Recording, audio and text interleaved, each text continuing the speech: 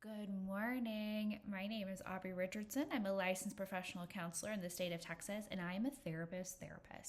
I specialize in seeing other therapists, other healers, helpers, and caregivers who are looking to recover from people pleasing, perfectionism, and overachieving that most of the time leads to burnout. I'm here to help you set boundaries without feeling selfish. And today, I want to share a more personal vlog. I want to share about my experience finding a new therapist for myself as a therapist who specializes in seeing other therapists. First off, I just want to say that I made the decision to leave my previous therapist not because of a rupture in our relationship or because I don't think she's a good therapist. I actually think she's an incredible therapist. I have so much love and so much gratitude for her. She and I worked together for 4 years through some of the most difficult times in my life. And it is only because of the work that she and I did together that I was able to make this decision and to decide with intention and with love and respect that our work together was done. And as I move into this new phase of life for myself, that I needed a different therapist who was able to match that new phase of life. And in my experience, most therapists will tell you that not every therapist is for every person and that not every therapist is for every part of your life. As you grow and change and experience new things, you will probably need a different therapist who is more specialized or just has different experience to meet you where you are at. So I want to just preface my experiences by saying that I have absolutely nothing but love and gratitude in my heart for my previous therapist. I will send and have sent my closest friends and family to her in the past as a referral because of how much I love and respect her. Like most folks, I started my journey to find another therapist by asking some of my closest friends who they would recommend. I let folks know that I was looking for someone who was a therapist somewhat similar to me in that they approached things really holistically, that they were open to more somatic methods of therapy and not just traditional talk therapy. If you know anything about me, I am not a big coping skills gal. That is just like it's not for me. And that's a whole different video. And I wanted to also be with someone who was aligned in that belief. Because therapy is important to me, I also am willing to pay privately a private cash rate for that therapist who is able to really speak to what I need. So while it would have been ideal, like if that person accepted insurance, that absolutely was not a deal breaker. So I asked some of my friends who are therapists, right? Like, who do you recommend? Who do you see?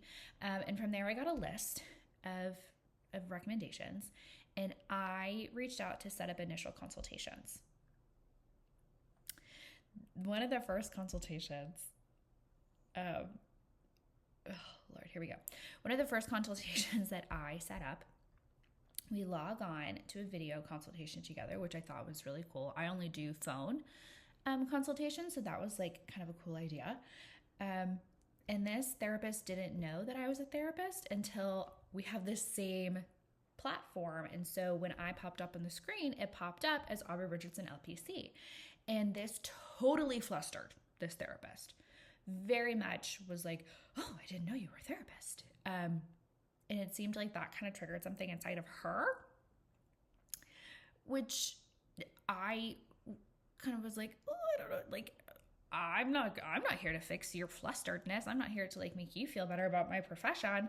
And so it just wasn't the best fit. So I politely decided to not schedule a first appointment. And that is the beauty of initial consultations, is that you're able to get some time on that therapist's calendar to get to know more about them, to hear their voice, to get their energy and decide if that is aligned with you to make that first appointment without having to lovingly waste an hour of your time or the therapist's time in the cost of a therapy session. So I moved on to therapist number 2, who gave me a totally opposite experience. I did not have the opportunity to schedule an individual consultation with this person. So that was interesting. So I did do the full hour session. And again, this person didn't know that I was a therapist until they read my intake form. And so when I showed up to the session, I don't know if it was like this attempt to like kind of bond and like build a rapport, or what was going on their side. But there were all these questions about like, oh, well, where did you do your EMDR training? Like, that's so interesting. Like, tell me more about that, like this thing. And I was like, well, I'm not here to talk about my EMDR training, is like why I'm here for therapy. That has nothing to do with it. And so it felt like we got really sidetracked on like where I did my training and what my experience has been, that I was like, I don't want to spend an hour talking about my qualifications as a therapist.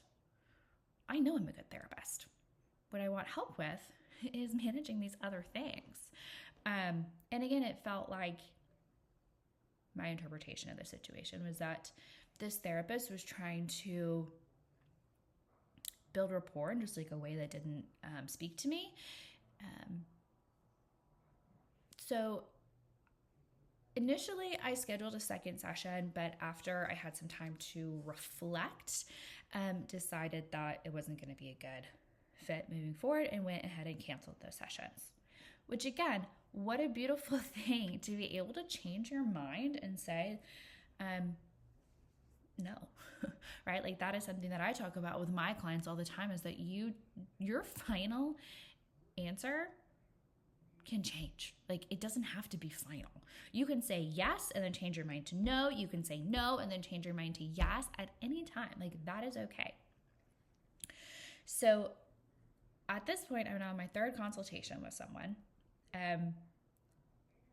We had an initial consultation, and it was super uncomfortable because this therapist called me early before like our scheduled time. And as someone who lives and breathes by my calendar, I was doing something else. And so at our time, I called back and said like, hi, my name is Aubrey Richardson. I just missed a call from this number. And this guy goes, oh, are you my consult? I think so. I don't know. I don't know what your counter looks like.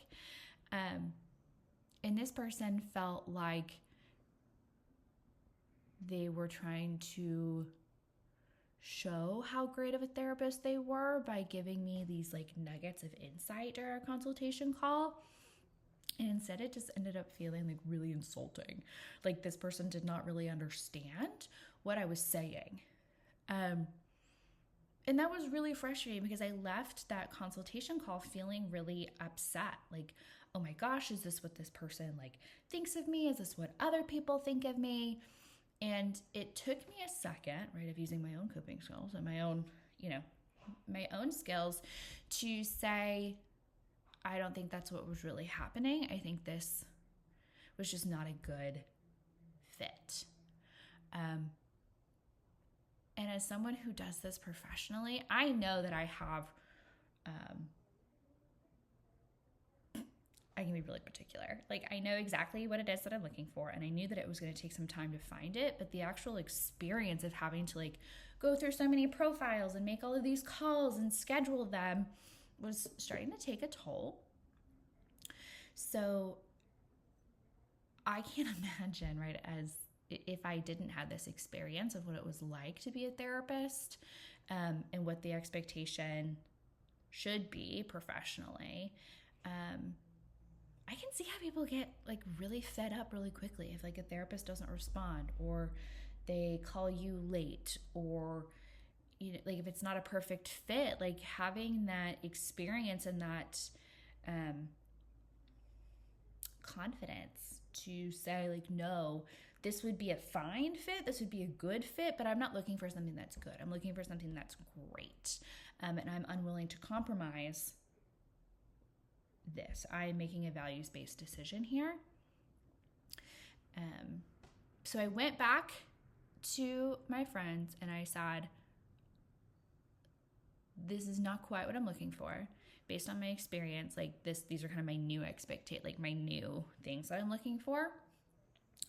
And I finally had a consultation with someone that I thought it was like so good. Like I really felt like she heard me. She heard what I was looking for. She was very clear in like what therapy was going to look like and her procedures and in her intake stuff.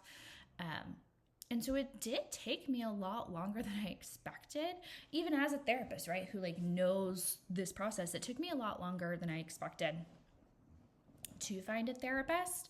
And now that I found a new one, I think I'm so excited. Like I really enjoy going to therapy every week. I'm doing a new type of therapy. Not new, like never been tested, but like new to me. I'm currently going through EMDR myself, which is super cool. I always tell my clients, like, I'm unwilling to do something that I haven't gone through myself. And so going through a deeper experience of EMDR has been really cool. And I'm also really excited to find out how that's going to affect me like professionally and my professional growth there. So I'm sharing this to say finding a therapist is like dating.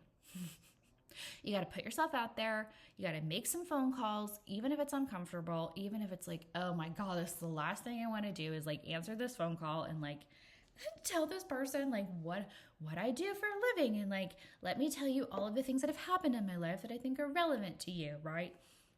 It can be exhausting. But the fit is what we know from research is most important. That therapeutic relationship is going to be what gives you the change that you are looking for. That is more important than the therapy modality itself. So you might have a few duds. You might, have some dates that flop, or that you're like, this is a great person, it's just not my great person. That's okay. This is to be expected. Nothing to worry about there. Finding a great therapist is like dating.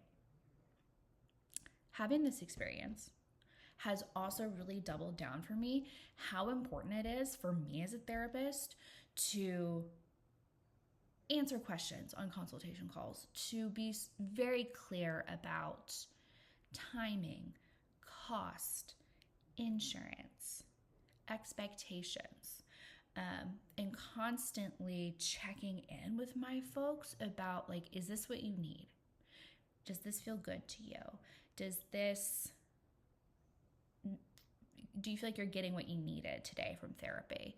And really emphasizing with folks who are, calling in for a consultation, like how big of a deal it is to just be on that phone call and like how much work it probably was to get to that point of being on the phone with me.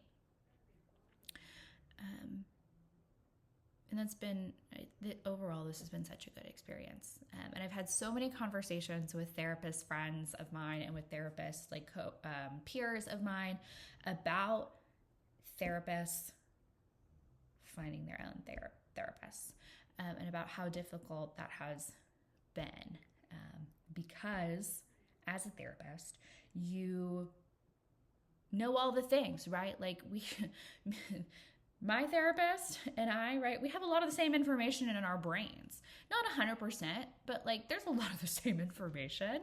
And so you really have to be on your game to lovingly call out any bullshit that's happening in session, to lovingly call out someone who's intellectualizing everything and not actually feeling their feelings. That therapists know what really good therapy looks like and are unwilling to compromise on that. And we've all had the experience as we're looking for a doctor, right? That just because a doctor has some letters after their name doesn't mean that they're a good doctor, that they're the good doctor for you. And the same is true of therapists. Just because they have letters after their name doesn't mean that they're the right therapist for you. And as someone who is so passionate about caring for people who are caring for others, I know that therapists need a specialized therapist. They need a therapist who knows how to work with other therapists. Anything else is simply not enough. And this trickles down to folks who are professional therapists, who are who moonlight as therapists, right? Who are therapists to their friends, to their family, who have been little therapists their entire life but have just never been paid for it. Like, these are folks who deserve such a high level of care because they spend so much time and energy caring for the other people in their lives. If you have stuck with me through this video, I am so thankful to you and so grateful for you. I hope that me sharing my experience has been helpful or at least mildly entertaining in some way. If you have any questions, comments, concerns, curse words for me, you can drop a comment in the video below. Otherwise, take care of yourself, be well, and I'll see you in the therapy room.